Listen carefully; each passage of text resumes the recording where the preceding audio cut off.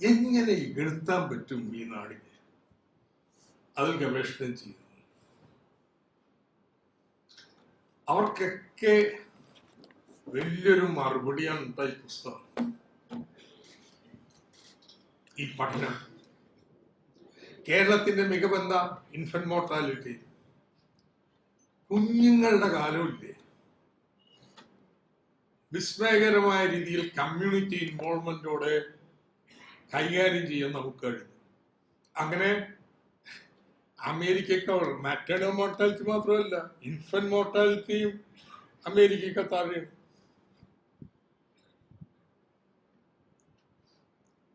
ഇത് നമുക്ക് നമ്മുടെ പ്രയോജനങ്ങൾക്ക് വേണ്ടി റിപ്പീറ്റ് ചെയ്യാൻ പറ്റും.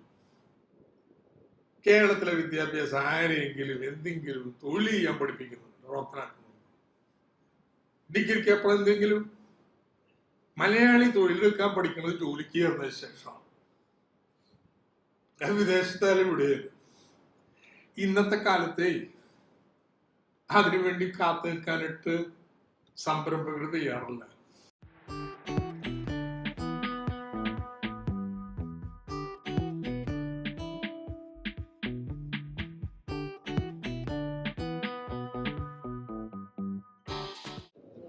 ഏറ്റവും പ്രധാനപ്പെട്ട നിഗമനം, കേരളം ഒരു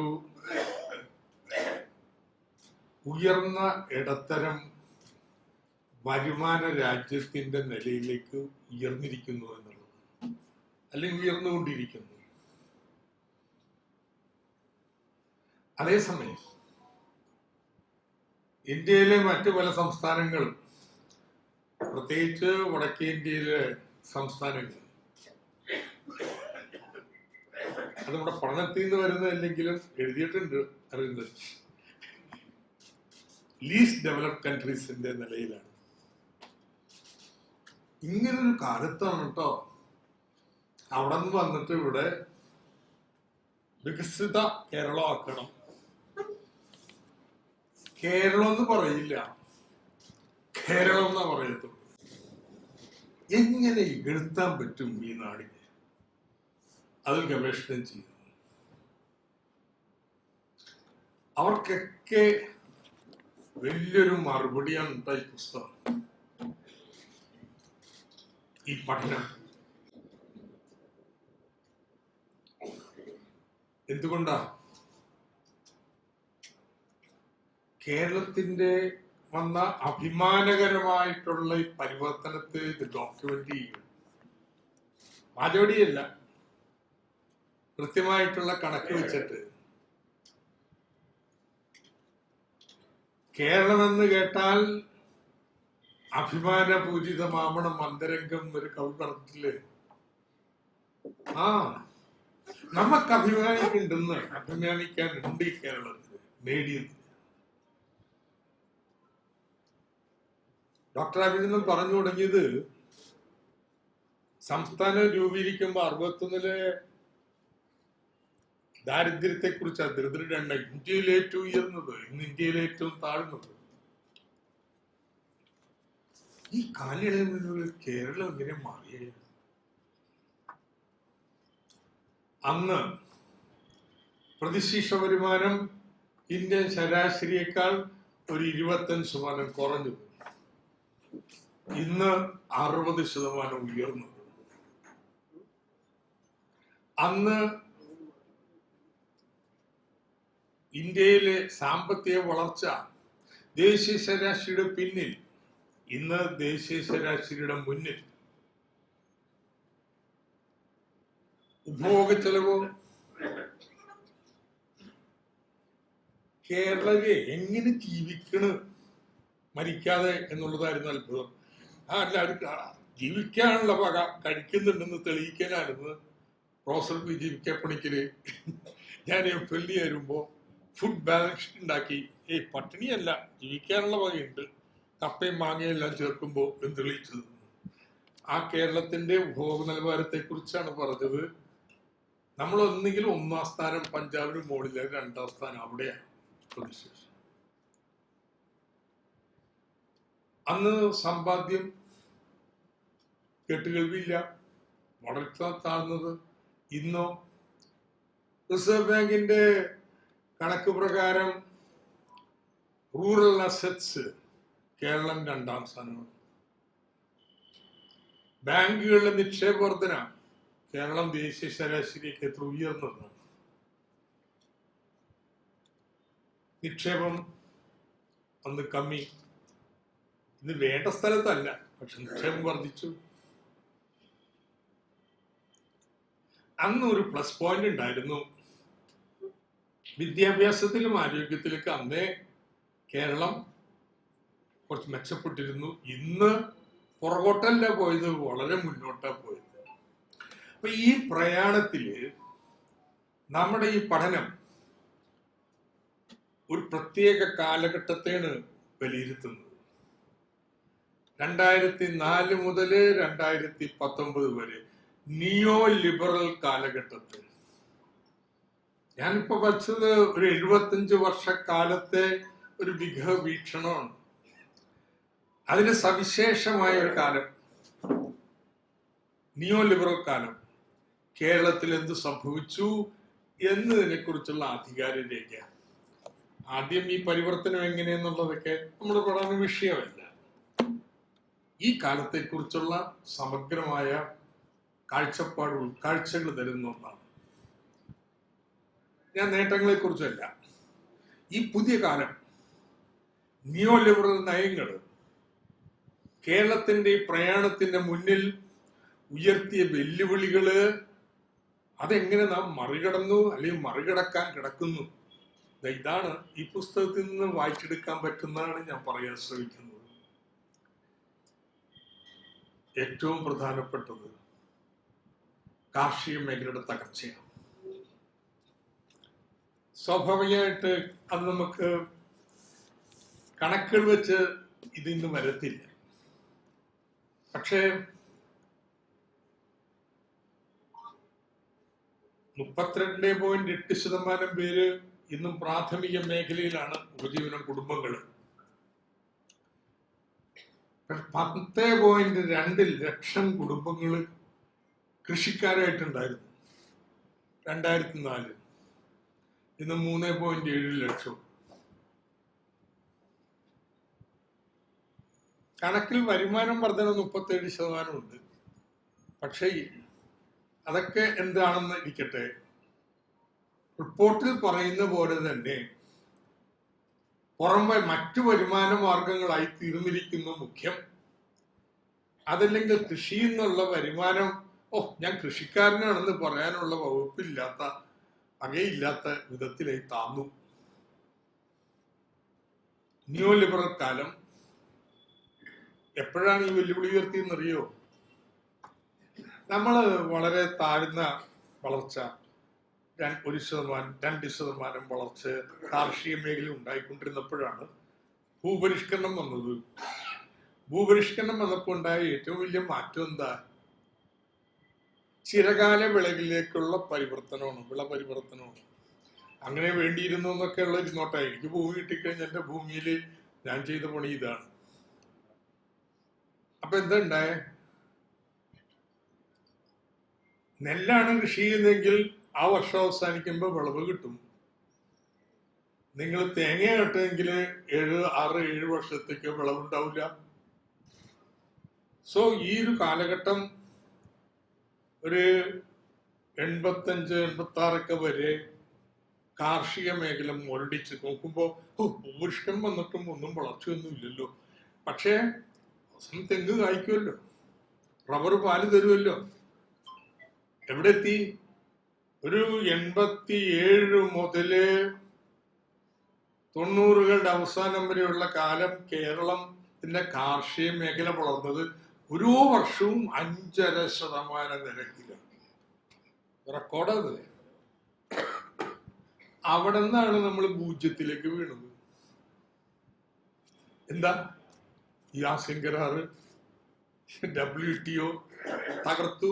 ഇപ്പോഴും നമുക്ക് കരകയറാൻ പറ്റിയിട്ടില്ല. ആധുനിക ശാസ്ത്ര സാങ്കേതിക വിദ്യയുടെ അടിസ്ഥാനത്തിൽ ഇനി പഴയ കാലം തിരിച്ചു വരില്ല. എങ്ങനെ ഉൽപാദനക്ഷമത ഉയർത്താൻ തുടങ്ങിയുള്ള വലിയ വെല്ലുവിളിയിൽ കേരളം ഇന്നും ഓക്കെ. ഒന്ന്. രണ്ട്, ഈ നിയോ ലിബറൽ നയങ്ങൾ നമ്മുടെ പൊതുവിദ്യാഭ്യാസത്തിന്റെയും പൊതുവാരോഗ്യത്തിനും നേരെ വലിയ വെല്ലുവിളികൾ ഉയർത്തി. അത് അംഗീകരിക്കുന്നില്ല നയപരമായിട്ട്. എന്തിനാ പൊതുവാരോഗ്യം? ഇൻഷുറൻസ് ഏർപ്പെടുത്തിയാൽ പോലെ. എന്തിനാ പൊതുവിദ്യാഭ്യാസം? സ്കോളർഷിപ്പ് കൊടുത്താൽ പോലെ. ഇതെല്ലാവരും ചിന്തിക്കുന്നേ. ആ നയമാണ് നടപ്പാക്കാൻ നോക്കിക്കൊണ്ടിരിക്കേണ്ടത്. ഇവിടെ വർഗീയതയൊക്കെ ഉണ്ടാവും, പക്ഷെ ഇതാണ് നിയോ ലിബറൽ കാഴ്ചപ്പാട്. അതിൽ നിന്ന് നേർ വിപരീതമായിട്ടുള്ള ഒരു പാരമ്പര്യമാണ് നമുക്കുള്ളത്. ചെറിയ ഫൈറ്റ് അല്ലാട്ടത്. അപ്പൊ എങ്ങനെ നമ്മൾ ചെയ്തു എന്നുള്ളതിലേക്ക് ഞാൻ പോകുന്നില്ല, സമയം എടുക്കുമെന്നുള്ളത് കൊണ്ട്. പക്ഷേ അതിന് നമ്മൾ വിജയിച്ചിട്ടുണ്ട്. തെളിവുകളുണ്ട്. എന്താ അത്? 2004 32% പേരാണ് സർക്കാർ ആശുപത്രിയിൽ പോയിക്കൊണ്ടിരുന്ന രോഗികൾ. 2019 44%. എന്ന് ഞാൻ പറയും 60%. ജനങ്ങൾ വോട്ട് ചെയ്തിട്ടുണ്ടെന്ന്. ഈ നിയോ ലിബറൽ നയങ്ങളെ പ്രതിരോധിച്ചതിൽ ജനങ്ങൾ സംതൃപ്തി. നമ്മുടെ സ്കൂൾ എന്താ? അത് അതിനേക്കാൾ ഉൾക്കാഴ്ച നൽകുന്നതാണ്. 41% പേര് സർക്കാർ സ്കൂൾ നല്ലതാണെന്ന് 2004 പറഞ്ഞിട്ടുള്ളൂ. കിഫ്ബിയുടെ കെട്ടിടമൊക്കെ പണിത് തുടങ്ങാൻ പോകണ്ടായുള്ളൂ. പക്ഷെ സർക്കാർ സ്കൂൾ നല്ലതാണെന്ന് 82% കുടുംബങ്ങളും പറഞ്ഞു. ഞങ്ങളുടെ മക്കൾ പഠിക്കണ സ്കൂള് 2004 43 പേരെ ശതമാനം നല്ലതെന്ന് പറയുന്നുള്ളൂ. അത് 82% നല്ലതാണെന്ന്. എയ്ഡിനോട് മോശമല്ല. പൊതുവിദ്യാഭ്യാസത്തിൽ എയ്ഡും വരുമല്ലോ. 44% എയ്ഡഡ് സ്കൂൾ നല്ലതാണ്. ഞങ്ങളുടെ കുട്ടികൾ പഠിക്കുന്ന മാതാപിതാക്കളാ പറയണേ. 44% നന്ന് എന്ന് 2004 പറഞ്ഞുള്ളൂ. 79% പേര് നന്നു. സോ കണക്കുകൾ വിസ്തരിക്കാൻ ഏറെയുണ്ട്. രോഗാതുരത കുറഞ്ഞത്, ഇങ്ങനെ പലതും. പക്ഷെ അതിലേക്ക് കടക്കുന്നില്ല. നമ്മുടെ പൊതുവാരോഗ്യവും പൊതുവിദ്യാഭ്യാസത്തിനും നേരെ നിയോ ലിബറൽ നയങ്ങൾ ഉയർത്തിയ വെല്ലുവിളിയെ കേരളത്തിന് പ്രതിരോധിക്കാൻ കഴിഞ്ഞു. ഈ പറഞ്ഞ രണ്ട് കാര്യങ്ങൾക്കുള്ള പൊതു ചട്ടക്കൂട് അധികാര വികേന്ദ്രീകരണത്തിൻ്റെയാണ്, ജനപങ്കാളിത്തത്തിൻ്റെതാണ്. അതിൽ കൃഷിയിൽ നമ്മൾ ജയിച്ചില്ല. ജയിക്കാൻ പറ്റുന്നതല്ലെന്ന്. റബ്ബറിന്റെ വില ഇടിഞ്ഞ് ഇങ്ങനെ വീണ് കഴിഞ്ഞാൽ നമ്മൾ ബലം പിടിച്ചിട്ട് എന്താ ചെയ്യണേ? റബ്ബർ മുഴുവൻ വെട്ടിമാറ്റി പുതിയ റബ്ബർ നടണം, അല്ല വേറെ വഴിയൊന്നും. പ്രൊഡക്ടിവിറ്റി തേയില മുഴുവൻ പറിച്ചു മാറ്റി പുതിയ തേയിലച്ചെടി വേണം. So that's A different game. But സേവന മേഖലയില് മറ്റ് ബന്ധപ്പെട്ട മേഖലകളിൽ അധികാര വികേന്ദ്രീകരണത്തിന്റെ അടിസ്ഥാനത്തിൽ ഇടപെടൽ ഫലപ്രദം. 3, അതിനി അധികാര വികേന്ദ്രീകരണത്തിന്റെ അടിസ്ഥാനത്തിൽ ഏറ്റെടുക്കേണ്ട പ്രശ്നമാണ്. ഡോക്ടർ സൂചിപ്പിച്ചു, ഡെമോഗ്രാഫിക് ചേഞ്ച്. കൃത്യമായ കണക്കുണ്ട് നമ്മുടെ ഇതിൽ. ഏതാണ്ട് ഇപ്പോ 20% പേര് 60 വയസ്സിന് മുകളിലേക്ക് വന്നിരിക്കുന്നു. ഏതാണ് ഈ പ്രായത്തിന്റെ പ്രത്യേകത? എന്താ? രണ്ടാം ശിശുകാലമാണ്. they have to be taken care of. പ്രായമായതുകൊണ്ട് നമുക്ക് കുഴപ്പമില്ല കേട്ടോ, നമുക്ക് കുറച്ച് കാലം കൂടി ഉണ്ട്. ബട്ട് കാലം വരെ കുഞ്ഞിക്കണ്ട. നമുക്ക് ഒരു ഘട്ടം കഴിഞ്ഞാൽ somebody will have to take care of this. കേരളത്തിന്റെ മികവെന്താ? Infant mortality. കുഞ്ഞുങ്ങളുടെ കാലമില്ലേ, വിസ്മയകരമായ രീതിയിൽ കമ്മ്യൂണിറ്റി ഇൻവോൾവ്മെന്റോടെ കൈകാര്യം ചെയ്യാൻ നമുക്ക് കഴിഞ്ഞു. അങ്ങനെ അമേരിക്കയ്ക്ക് മാറ്റേണൽ മോർട്ടാലിറ്റി മാത്രമല്ല, ഇൻഫന്റ് മോർട്ടാലിറ്റിയും അമേരിക്കയ്ക്ക് താഴെയാണ്.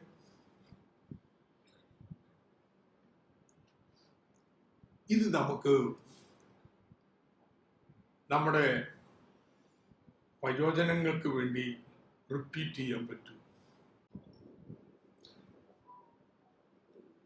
ഓൾഡ് ഏജ് ഹോമിൽ കൊണ്ടുപോക്കുന്നതൊന്നും നടക്കണ കാര്യമല്ല. ഫിനാൻഷ്യലി സാധ്യമല്ല, കൾച്ചറലി സാധ്യമല്ല. ബട്ട് വീട്ടിൽ പണ്ടത്തെ വീടല്ല ഇന്നത്തെ വീട്. പക്ഷെ വീട്ടിൽ തന്നെ വേണം. I don't want to die in some unknown place. നമുക്ക് പരിചയമുള്ള ജനങ്ങളുടെ അടുത്ത് കിടന്ന് മരിക്കണം. പക്ഷെ ദെൻ അത് എൻ്റെ മാത്രം, എൻ്റെ കുടുംബത്തിന്റെ ഉത്തരവാദിത്വം മാത്രമല്ല, കമ്മ്യൂണിറ്റിയുടെ ഉത്തരവാദിത്വം കൂടിയാണ്. അതെങ്ങനെ സപ്പോർട്ട് നൽകാൻ പറ്റും? ദിസ് ഇസ് എ ചലഞ്ച് നമ്മുടെ അധികാര വികേന്ദ്രീകരണം ഏറ്റെടുക്കേണ്ടത്. 4, നിയോ ലിബറൽ കാലഘട്ടം കൊണ്ടുവന്ന 4ാമത്തെ വെല്ലുവിളി അത് സ്വല്പം സങ്കീർണമാണ്. ഇൻഈക്വാലിറ്റി.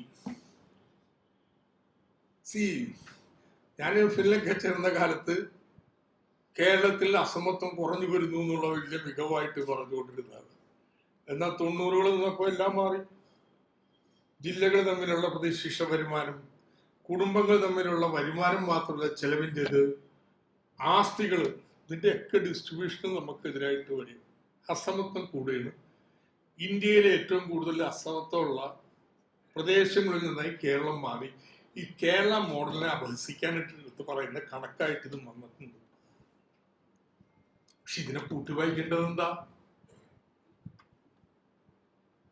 എക്കണോമിക് ഗ്രൂപ്പ് 4 ഇന്നില്ല. 3-4% ഉള്ളൂ. എക്കണോമിക് ഗ്രൂപ്പ് 2 മാറി.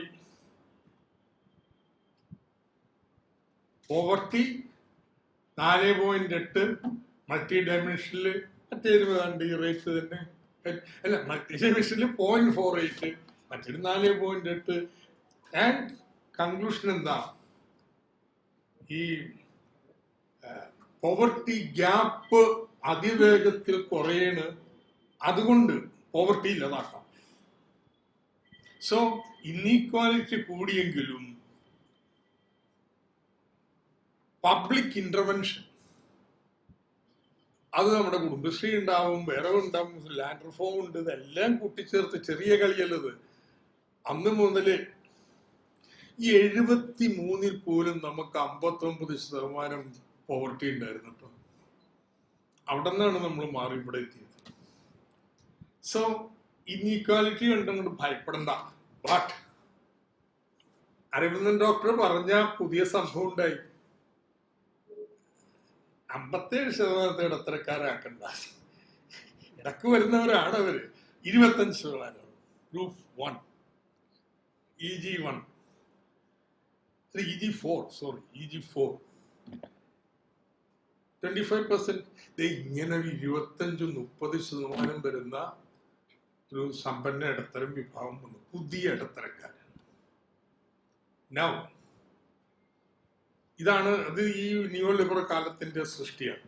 പഴയ ഇടത്തരക്കാരിൽ നിന്ന് ഒരു ബന്ധവുമില്ല. പഴയ ഇടത്തരക്കാന്ന് വെച്ചാൽ ഉൽപ്പതിഷ്ണുക്കളായിട്ടുള്ള ആളുകൾ, അവർ ലൈബ്രറി പ്രവർത്തകരാണ്, മറ്റത് ശാസ്ത്രാജ്യ പരിഷത്തിലും ഒക്കെ വരുന്ന നടക്കുന്ന മനുഷ്യന്മാരാണ്.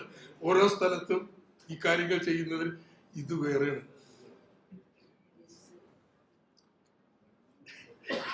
ഇത് ഈ ഇടത്തരം വിഭാഗം വ്യത്യസ്ത ജനസാണ്. അവരെ സംബന്ധിച്ചോളം പെട്ടെന്നാണ് ഈ സാമ്പത്തിക വളർച്ച യൂറോപ്പിൽ.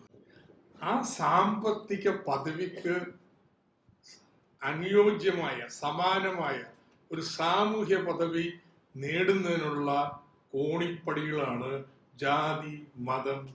അല്ല ഭക്തി പാരിവശ്യമൊന്നുമില്ല. ഇവിടെ ബാക്കിയുള്ളതൊക്കെ സ്വപ്പം നീണ്ട ക്യൂവാ. ഇവിടെ നമുക്കതില്ല. നമ്മള് ചെന്ന് കഴിഞ്ഞാൽ ആനയാണ് നടയിരുത്തിയാൽ മതി, നമ്മൾ അവിടെ കമ്മിറ്റിയിലുണ്ടാവും. യെസ്. അപ്പോ ഇത് സാംസ്കാരിക മണ്ഡലത്തിൽ പറയുന്ന പല പ്രവണതകളും ഇവിടെ നിന്ന് വരുന്നതാണ്. This is the challenge. പഠനം പറയുന്നത് ശരിയാണ് താനും. ഇപ്പോഴും ഇന്ത്യയുടെ മറ്റ് സംസ്ഥാനങ്ങളിൽ വ്യത്യസ്തമായിട്ട് ജാതീയതയ്ക്കും വർഗീയതയ്ക്കും ഒക്കെ ഏറ്റവും കുറവ് സ്വാധീനമുള്ളതാണ് കേട്ടോ കേരളം. അത് ഇന്ത്യ സർക്കാരിന്റെ കണക്കുകൾ തന്നെയുണ്ട്. അരവിന്ദ് വാര്യർ നോക്കിക്കഴിഞ്ഞാൽ നല്ല മാപ്പാക്കി ഇട്ട് തരുന്നുണ്ട്. നോക്കാം.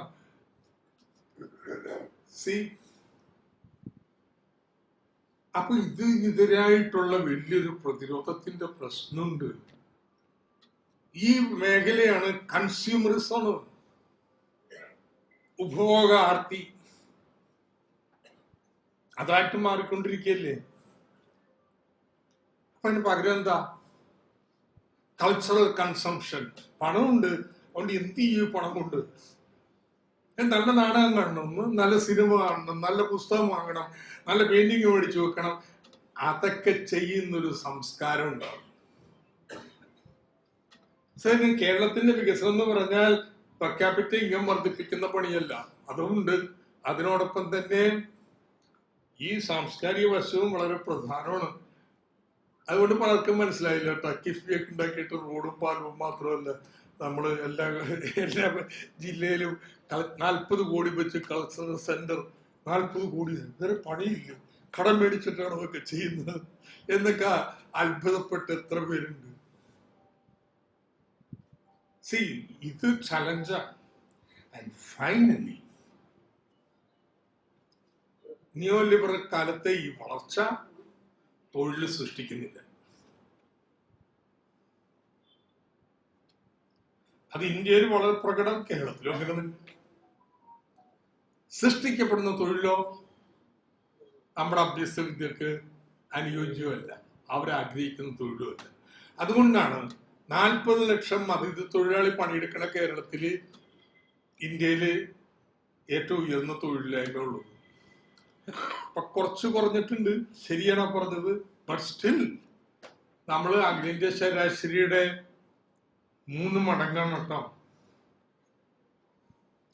Now, ഈ പെർസിസ്റ്റന്റ് അൺഎംപ്ലോയ്മെന്റ്, ഹൈ അൺഎംപ്ലോയ്മെന്റ് ഇപ്പോഴല്ല, 57-ൽ 2 പ്രശ്നക്കാരാണ്. പ്രശ്ന സംസ്ഥാനം എന്ന കേരളത്തിൽ വെച്ചിരുന്ന ഒരു പ്രശ്നം ഭരണ അസ്ഥിരതയാണ്, രണ്ടാമത്തെ പ്രശ്നം ഭക്ഷ്യക്ഷാമമാണ്. രണ്ടും നമ്മൾ ഏതാണ്ടൊക്കെ പരിഹരിച്ചിട്ടുണ്ട്. 5 വർഷം കൂടുമ്പോഴേ മാറാറുള്ളൂ. മൂന്നാമത്തെ പ്രശ്നം തൊഴിലില്ലായ്മ. ഇതാണ്. ഇത് 3 വെച്ചിട്ട പ്രശ്ന സംസ്ഥാനം എന്ന് കേരളത്തിൽ വെച്ചിരുന്നു.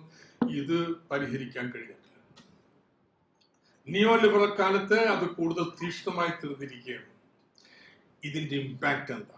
The persistent unemployment. ഒന്ന്, കണക്കുകൾ ഒരുപാട് ഉദ്ധരിക്കുന്നില്ല. ഒന്ന്, സ്ത്രീകളുടെ 18 വയസ്സിന് 25 വയസ്സിന് ഇടയ്ക്കുള്ള സ്ത്രീകളുടെ തൊഴിലുമായി നിൽക്കുക 30% ആണ്, 28.8%. NSSന്റെ PLFSന്റെ സർവേ പ്രകാരം അത് 47%.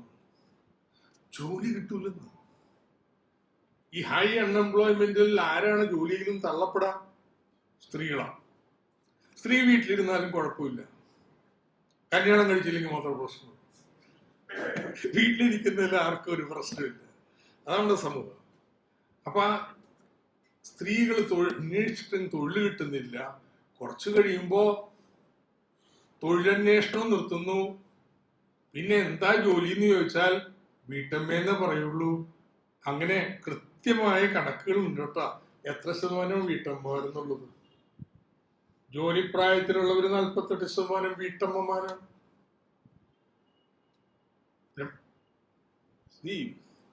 ലെസ് ദാൻ 20% സ്ത്രീകളെ വീട്ടിന് പുറത്ത് പണിക്ക് പോകും.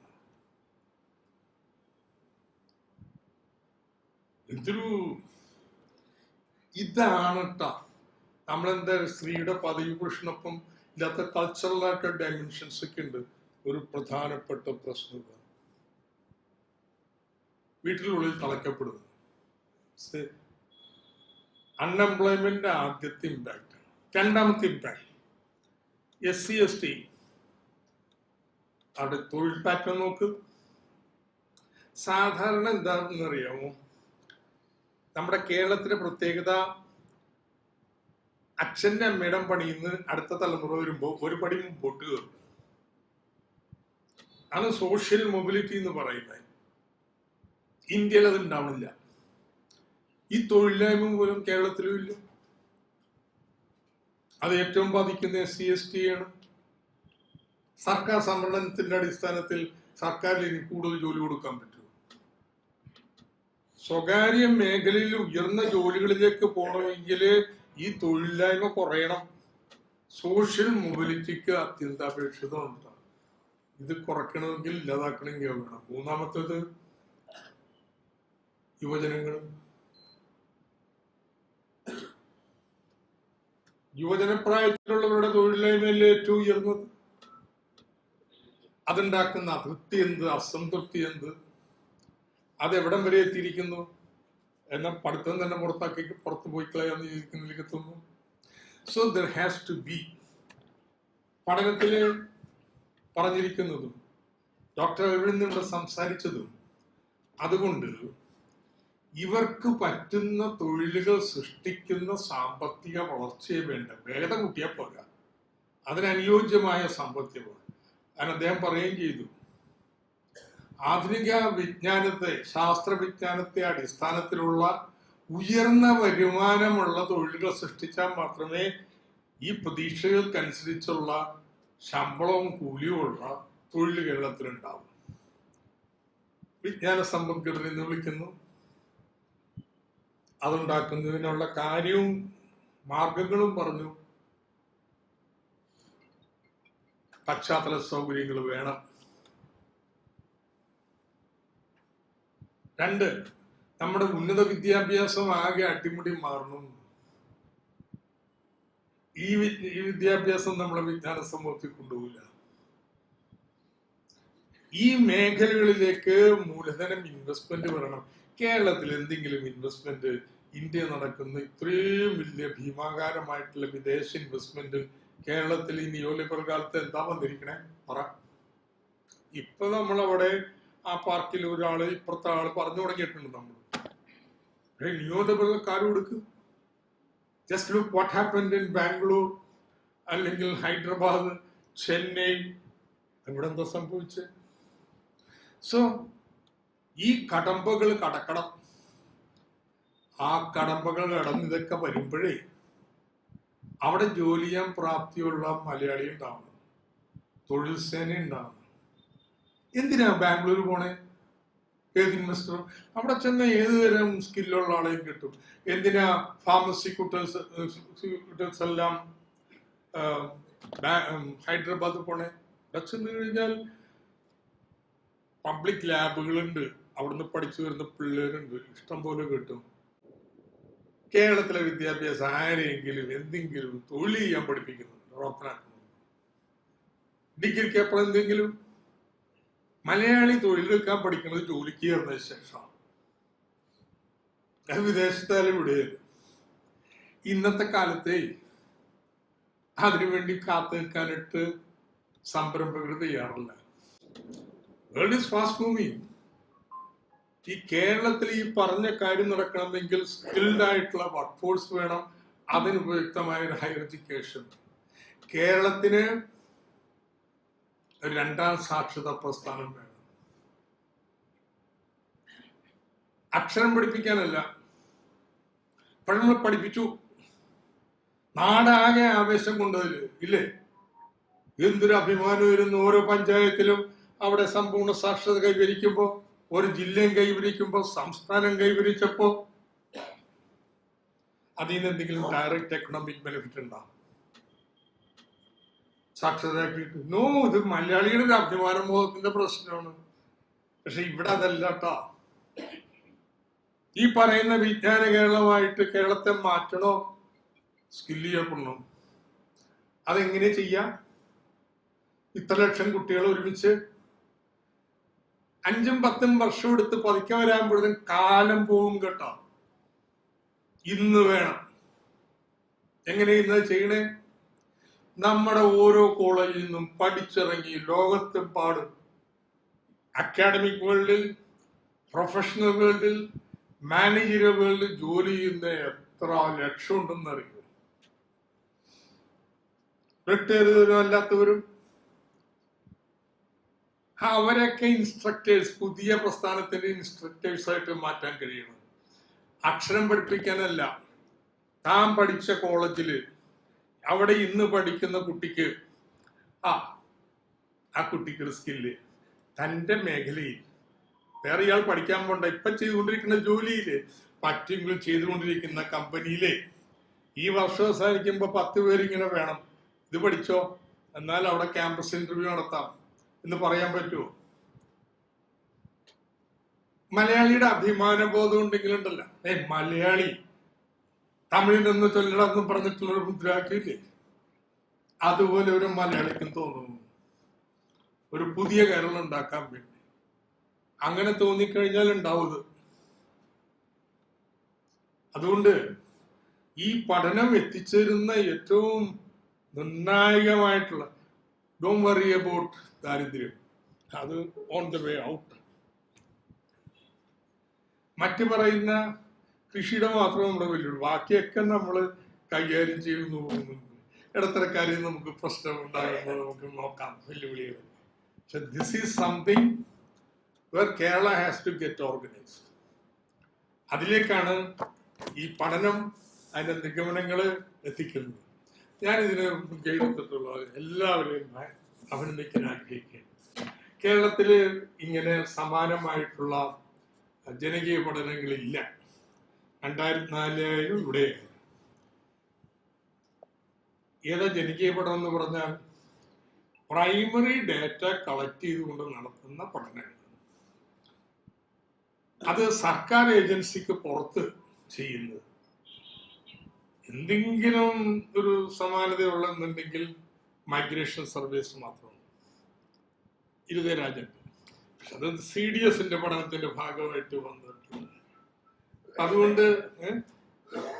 അതുകൊണ്ട് ഇത് സമാനതകളില്ലാത്ത ഒരു വലിയ പഠന ഇടപെടലുകളാണ്. കേരളത്തെക്കുറിച്ച് ഒരുപാട് കാഴ്ചകൾ, ഞാനിത് എൻ്റെ റീഡിംഗ് ആണ്, ഇങ്ങനെ ഇത് എഴുതി വെച്ചിട്ടുണ്ടെന്നല്ല ഞാൻ പറഞ്ഞത്.